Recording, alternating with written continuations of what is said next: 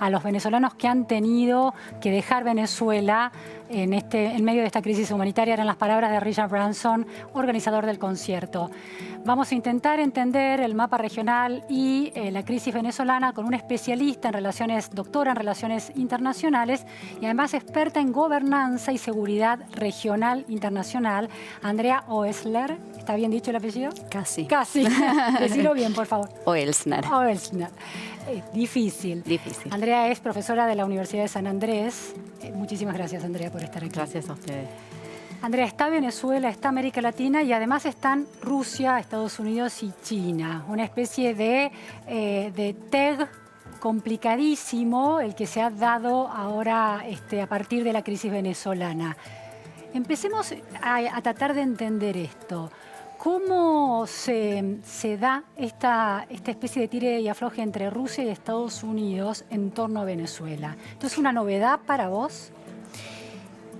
Es una novedad y no, me parece. Me parece que para entender lo que está pasando en Venezuela, en el mapa mundial, sirve escuchar un poco y ver que se está hablando de una nueva Guerra Fría.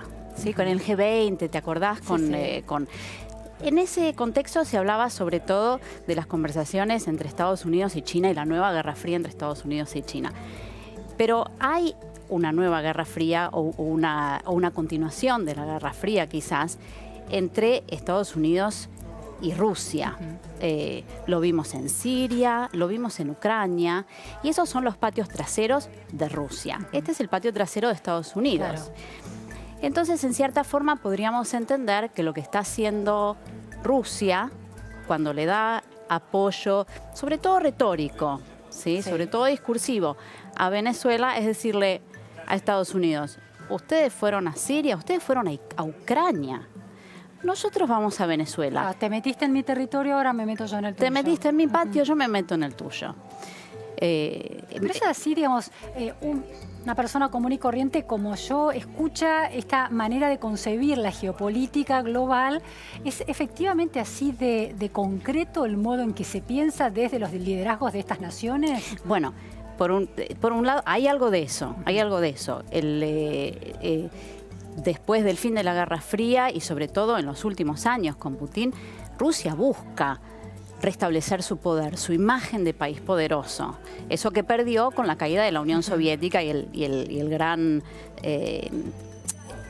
paraguas de influencia que tenía. ¿Es por una cuestión narcisista de Putin o por una cuestión de intereses económicos, políticos, Es geopolítica, militares? es geopolítica.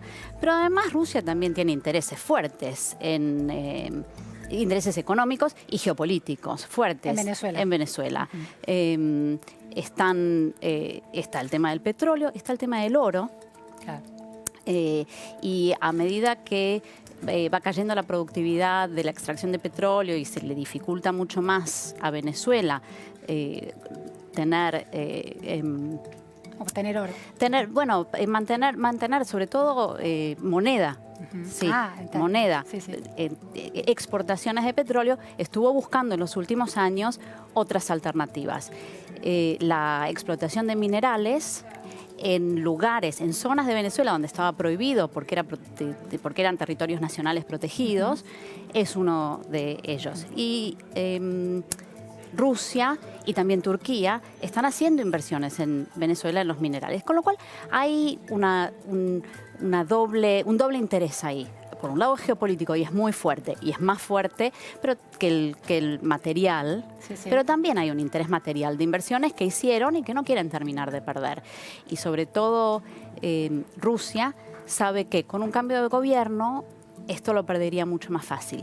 China, en cambio, que es el mayor acreedor de Venezuela, tiene una actitud mucho más pragmática, ¿sí? Y China ya lo hizo en el pasado. En Libia, China apoyó a Gaddafi hasta que cayó y entonces apoyó al nuevo gobierno. Claro. No tiene una cuestión principista en relación a un gobierno legítimo o ilegítimo, sino el que garantiza la continuidad del negocio o del comercio, está bien. Sí. Sí, sobre todo, no te diría principista, te diría ideológica.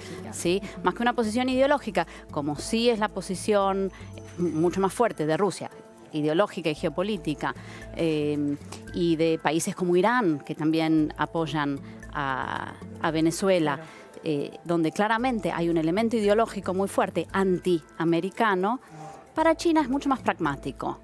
¿Sí? Hicieron grandísimas inversiones que preferirían no perder. Claro.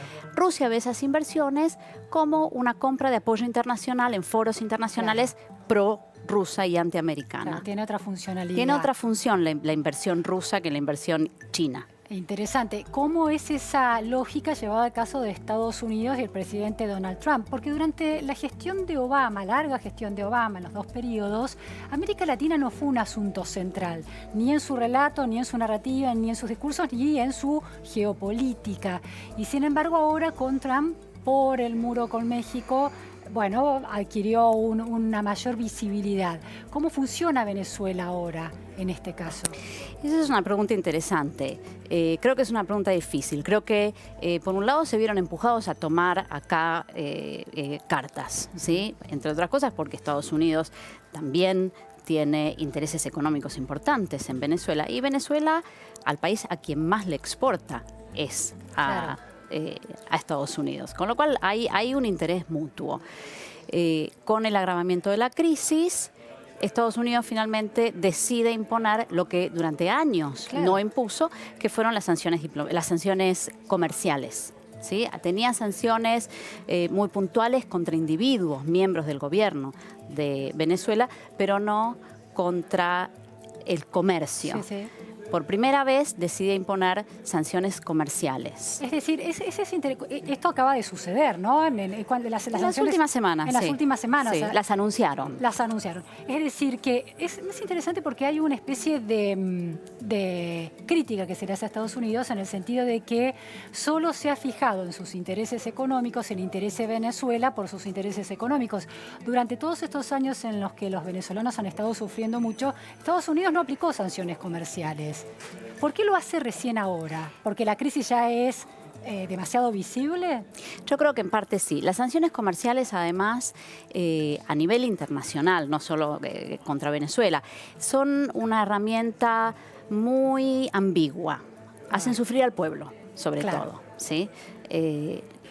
Y en general, las sanciones comerciales solas no hacen caer un régimen. Claro. ¿Sí? Esta teoría que se tenía hace años, que las sanciones comerciales hacen sufrir al pueblo y entonces el pueblo después se rebela contra los líderes, se sabe ahora que sanciones comerciales solas en general no resultan. Claro, que pasó con Cuba, ¿no? Las sanciones con el embargo a Cuba y sin embargo el régimen cubano se sostuvo y se sostiene. Absolutamente. Es interesante, es decir, que detrás de la decisión de Estados Unidos, en el gobierno de Obama y de Trump hasta hace por lo menos unas pocas semanas, de sostener relaciones comerciales, podía leerse una responsabilidad en relación al impacto que podía tener en el pueblo venezolano. Bueno, por un lado sí, por otro... Siendo muy optimista. Siendo muy optimista. El otro asunto es que en Estados Unidos hay refinerías, el petróleo, aprendí muchísimo de petróleo. El petróleo venezolano, el petróleo venezolano es un petróleo muy pesado, sí, y hace falta refinarlo.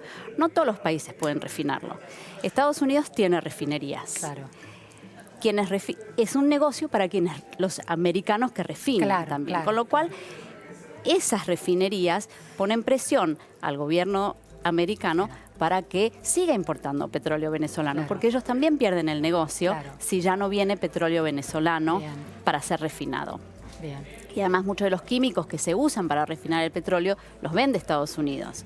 Con lo cual hay intereses comerciales y económicos muy fuertes. Hay intereses ideológicos porque claramente explicabas que Rusia tiene un interés en dejar claro su poderío y su influencia internacional. ¿A Trump y a Estados Unidos se le juega algo parecido en relación al caso de Venezuela? Se le juega. En algún punto, no sé si a Trump, a Estados Unidos se le juega. Sí, Estados Unidos, sobre todo después de la Guerra Fría, sobre todo a partir del nuevo siglo, del nuevo milenio, trata de recomponer su imagen en América Latina como un defensor, claro, un poco más decidido de derechos humanos y de y de la democracia. Había estado muy desgastado durante todos los gobiernos militares, apoyando gobiernos militares en la época, durante el periodo de la Guerra Fría. Por eso. Desde las mismas figuras de los políticos americanos también cuestionando eso. Absolutamente, absolutamente. Es un gran debate en Estados Unidos. Sobre todo, este debate se dio sobre todo en la Organización de Estados Americanos, que había adquirido mucha... estaba muy descreído. Había perdido credibilidad. Credibilidad, gracias. Había perdido credibilidad frente a los países latinoamericanos, fundamentalmente. Claro. ¿Sí? Los países latinoamericanos ya no le encontraban la función a la OEA, entonces fundaron otros organismos regionales que excluían a Estados Unidos. ¿Por ejemplo? Por ejemplo, el Grupo Río, por ejemplo... ¿El Grupo Lima? Bueno, el Lima es mucho más reciente, pero todavía durante la Guerra Fría, el Grupo Río, que apoyó las transiciones de paz en América Central. Y un poco más recientemente Contadora está ahí también. Exacto, claro, el Grupo Río es una continuación de Contadora. Claro. Es Contadora y Grupo de Apoyo a Contadora. UNASUR... ¿Sí? Son esfuerzos por dejar a Estados Unidos fuera de esa conversación. Claro. Cuando después del fin de la Guerra Fría, Estados Unidos busca volver a tomar cierto protagonismo en América Latina con una agenda más positiva. ¿En qué gobierno, en qué gestión estás pensando? Esto es sobre todo pensando después de las transiciones en América Latina y sobre todo después del fin de la Guerra Fría. Sobre todo. ¿Quién dirías que lideró ese intento por reconstruir el lazo con América Latina? Me parece que es una agenda del gobierno americano después de la Guerra Fría. ¿Sí? Después de Reagan, cuando intentan volver a tomar cierto liderazgo en América Latina. Después de haber perdido mucha credibilidad frente a los gobiernos latinoamericanos. ¿Pero era un liderazgo económico o era un liderazgo ideológico? No, un liderazgo sobre todo político. Político, sí. Con lo cual tiene una agenda de tratar de apoyar la democracia en América Latina. De todas maneras, también sabe que por todo el pasado intervencionista que tiene en América Central y en América del Sur, intervenir demasiado no está bien visto en ojos latinoamericanos. Y en la política doméstica tampoco. Ocasio, la nueva figura demócrata de Nueva York, y Bernie Sanders, por el otro lado, cuestionaban el alineamiento de Estados Unidos en el tema Venezuela. Ponían reparos. Lo que pasa es que Estados Unidos, con las últimas intervenciones en nombre de la democracia, no le fue demasiado bien. Básicamente tenés Irak, por ejemplo, ¿sí? Que no son casos demasiado exitosos. ¿Sí? Llegaron, intervinieron, sacaron al dictador, pero dejaron una guerra civil y dejaron un nivel de destrucción de las instituciones desde ya, pero de destrucción humanitaria muy importante. Lo que, si uno va siguiendo el desenvolvimiento de los hechos en Venezuela, desde la proclamación del presidente encargado Juan Guaidó hasta ahora, se ha producido una especie de ralentificación del proceso, y lo que parecía inminente no está siendo inminente. ¿Cuánto puede aportar la presión de la comunidad internacional para que avance ese proceso de democratización de Venezuela? ¿Y qué pueden hacer los países, más de lo que ya han hecho, que es expresarse, recibir a los embajadores? Yo creo que la transición en Venezuela se va a dar en el momento en que haya una presión interna muy grande y una presión internacional muy grande. Hasta hace 2 meses, eso fue a destiempo. Cuando había mucha presión interna, hace 2 años, cuando empezaron 2 o 3 años, cuando empezaron las manifestaciones y las demostraciones de los estudiantes, que después se generalizó, que terminó en mucha represión, la comunidad internacional tuvo poco protagonismo. ¿Sí? A destiempo, cuando la comunidad internacional empezó a poner más presión, domésticamente, internamente, la oposición estaba diezmada, estaba exiliada o estaba detenida o había sufrido represión, y con el agravamiento de la situación económica, la gente tenía que ir a hacer colas para conseguir pan y leche. No podía estar en las manifestaciones. ¿Sí? a partir de enero, lo que tenemos, después de mucho tiempo, es presión internacional y presión interna al mismo tiempo. En la calle y en la institucionalidad política. En la calle, en la institucionalidad política, en las organizaciones internacionales, con las manifestaciones, con las declaraciones internacionales de reconocer a Guaidó y desconocer el gobierno de Maduro, etcétera, etcétera. Es cierto que eso estuvo mucho más en los medios en enero y a principios de febrero que ahora. Sí, sí. Hay un cierto desgaste. Lo que también hay es resistencia, digamos. ¿Por parte de quién? Por ejemplo, por parte de Rusia y China, que siguen apoyando el gobierno de Maduro, y represión interna. ¿Sí? El gobierno de Maduro y los militares, que son un actor clave, las Fuerzas Armadas de Venezuela, que no terminan de fracturarse. Claro, sí, de pasarse al lado de la resistencia a Maduro. Sí, claro. Sí, y hasta que no se fracturen las Fuerzas Armadas y haya una manifestación más clara de apoyo a la oposición, yo creo que no va a haber transición. Ahora Rusia está acusando a Estados Unidos de que Estados Unidos le va a entregar armas a los simpatizantes del régimen de Guaidó, de la gestión de la presidencia encargada de Guaidó, para ir en contra del régimen de Maduro. Esa escalada donde ya se empieza a hablar, bueno, de armas, de posibilidad de enfrentamientos, es una escalada peligrosa, sin duda, pero ¿va a dar algún resultado internamente en Venezuela? Yo creo que sería peligrosísima. Sinceramente no creo que le pasen armas. Me parece que Estados Unidos tiene, como te decía antes, tiene una muy mala fama de intervenir militarmente. Y pasar armas es intervenir indirectamente, ¿sí? Pero es una intervención. Entonces, me parece que no lo van a hacer. ¿Esas acusaciones no te parecen creíbles? Esa idea de que Putin está acusando... No.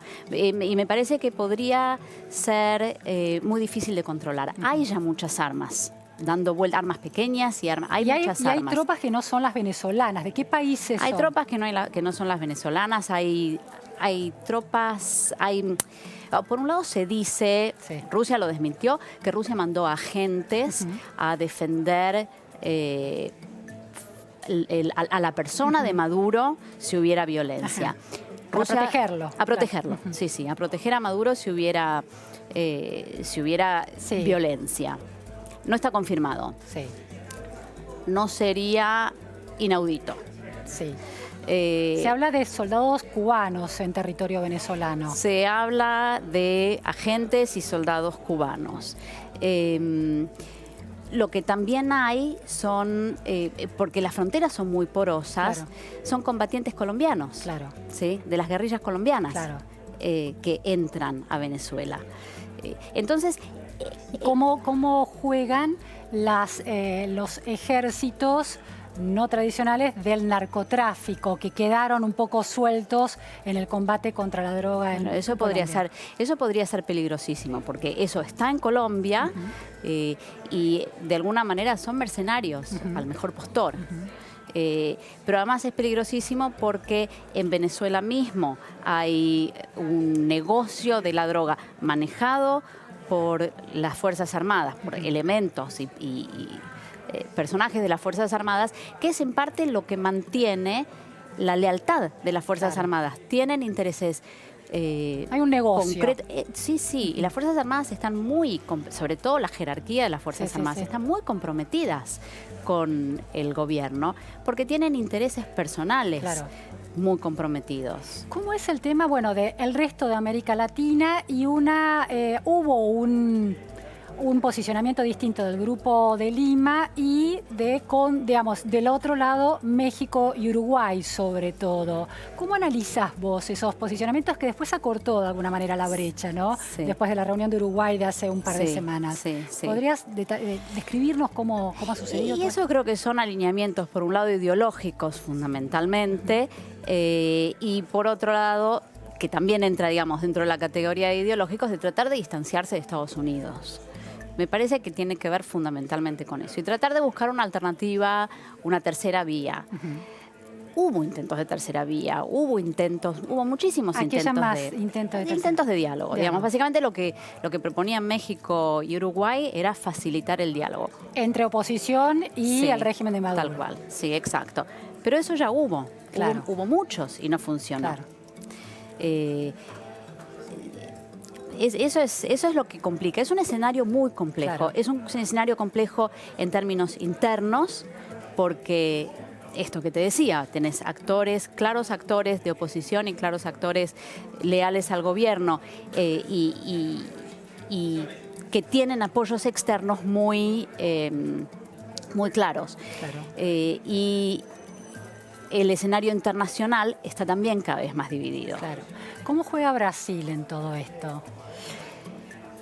Y Brasil, sobre todo a partir de, bueno, también con el gobierno de Temer, pero sobre todo a partir del giro a la derecha de Brasil, está tratando de jugar un rol importante y de alinearse atrás digamos, de sostener a Guaidó y de apoyar un cambio de gobierno. ¿Ese apoyo que es verbal y discursivo se puede trasladar en otro tipo de medidas, tanto comerciales y económicas como militares, en el caso de Brasil con esta nueva figura de Bolsonaro? Yo hubiera pensado, esto creo que no pasó todavía, yo hubiera pensado que Bolsonaro, con todo este discurso nacionalista que tiene, iba a ser más duro cerrando las fronteras. También me parece que... Para evitar el paso de venezolanos, sí, pero no en contra de Maduro, de alguna manera. Es decir, el cierre de fronteras, ¿a quién beneficia? No le complica la vida a Maduro. No le complica la vida a Maduro. Que quiere irse de Venezuela. Le complica la vida a quienes se quieren ir. Sí. Bueno, también, porque los deja dentro de Venezuela gente que, claro, está muy necesitada y muy disconforme, pero sobre todo es una solución para los pueblos de frontera de Brasil que no tienen la capacidad para recibir la cantidad de migrantes y exiliados venezolanos que estaban llegando. Son pueblos chicos que están recibiendo mucha más cantidad de los habitantes que tienen. Claro, claro. ¿Esa crisis humanitaria de Venezuela puede trasladarse a América Latina a partir de la ola de refugiados venezolanos? Se habla de una crisis humanitaria, se habla de una crisis de refugiados. Es el mayor número de refugiados y movimiento que cruza fronteras de los últimos muchísimos años. La ONU habla de una crisis de refugiados. Andrea, vos dirías, siempre está esta cuestión de qué tipo de régimen es el de la Venezuela de Maduro, si es una dictadura, pero no se parece a las dictaduras que conocimos en América Latina hasta los años 80, o si es una democracia degradada. Parece que eso tampoco le alcanza, le ha quedado chico ese talle a la Venezuela de Maduro. Vos, ¿cuál es el lenguaje político para describir ese territorio hoy en día? El gobierno de Venezuela perdió todo rasgos que tenía democracia. El gobierno de Venezuela ya no es, desde hace bastante, no es un gobierno democrático, es una dictadura. No es una dictadura militar, pero no es una dictadura militar de derecha como la conocimos sobre todo en el Cono Sur. Interesante. Sí, pero es una dictadura militar, porque son los militares los que están a cargo de la mitad de los la mitad de los ministerios en el gabinete, son los militares los que tienen más poder. Chávez mismo era un militar. Maduro no viene de las Fuerzas Armadas, pero la mayor parte de quienes toman las decisiones vienen de las Fuerzas Armadas y tienen cada vez más responsabilidades. Por esto te decía que están muy comprometidos con la continuación del régimen, porque el régimen les dio mucho poder desde la producción y distribución de alimentos, que hay quienes dicen que la distribución de alimentos, el mercado negro de alimentos deja más dinero que el mercado de las drogas, que el tráfico de alimentos deja más dinero que el tráfico de drogas, hasta el tráfico de drogas, hasta custodiar supermercados y hospitales y la represión, con lo cual tienen una responsabilidad muy grande, también tienen prerrogativas muy grandes y eso les da muchísimo poder. Entonces, en ese sentido, es un régimen militar con un presidente civil.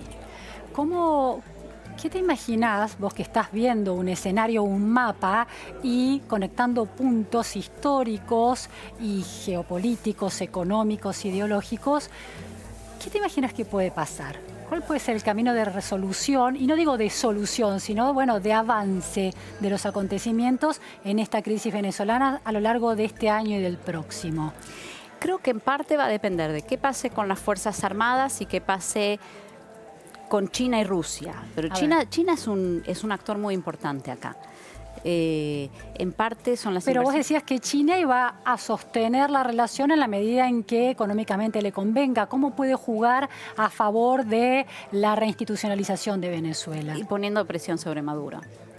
Condicionándolo. Pero básicamente para eso también necesitan señales muy claras de la oposición y del gobierno de transición, cual fuera, que las deudas que contrajo el chavismo y el gobierno de Maduro van a ser respetadas claro. Y saldadas, porque tienen una inversión muy grande. Claro. Sí. Ahora, Andrea, ¿es posible hacer esa promesa en un territorio tan complejo donde tantas fuerzas militares, civiles, narcotráficos, países de la región con intereses ahí, la geopolítica presionando? ¿Es posible hacer la promesa de que el retorno a la democracia va a ser rápido, suave y va a poder repagar las deudas contraídas? Digo, a Argentina le cuesta, no me quiero imaginar Venezuela. Sí, no va a ser rápido, no va a ser suave, no se van a pagar todas las deudas, van a tener que reestructurar.